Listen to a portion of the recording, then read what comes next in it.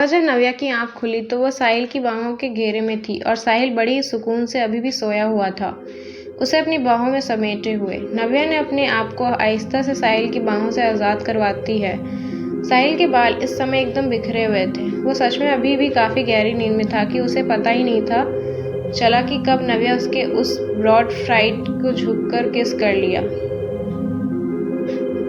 जिसके बाद वो वहाँ से उठकर रूम से बाहर नीचे किचन में आ जाती है। उसने आज कुछ स्पेशल बनाने के लिए सोचा था साहिल के लिए।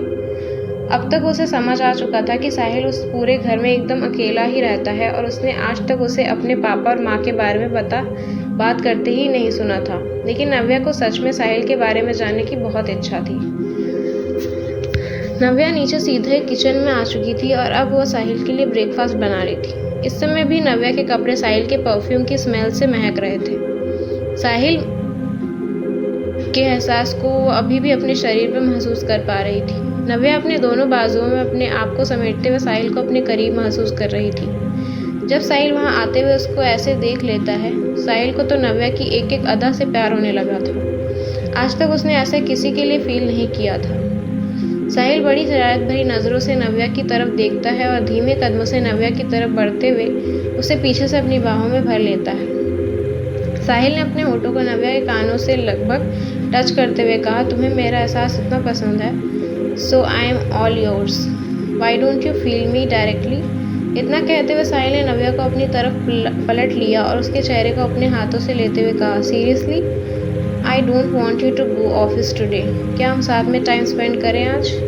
तभी नव्या ने अपनी झुकी हुई आंखों से शर्माते हुए साहिल को जवाब दिया, आज आपकी इम्पॉर्टेंट मीटिंग है, यू शुड गो, हम लोग बाद में भी साथ में टाइम बिता सकते हैं। साहिल ने झुककर नव्या की नेक को किस करते हुए कहा, फाइन, बट हम लोग साथ में नहा तो सकते हैं ना, आई प्रॉमिस मैं तुम्हें तंग नहीं करूँगा।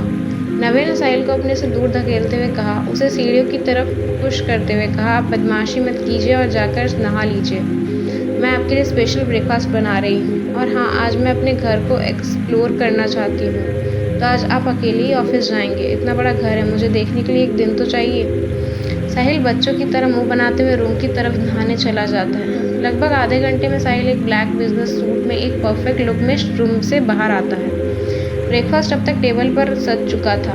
नव्या बस उसका इंतज़ार कर रही थी। साहिल ने नव्या को देखकर स्माइल पास की और आकर उसे सीधा डाइनिंग टेबल पर बैठ गया। नव्या साहिल को ब्रेकफास्ट सर्व कर रही थी, तभी साहिल ने नव्या के हाथ को खींचते हुए उसे अपनी गोद में बैठा लिया।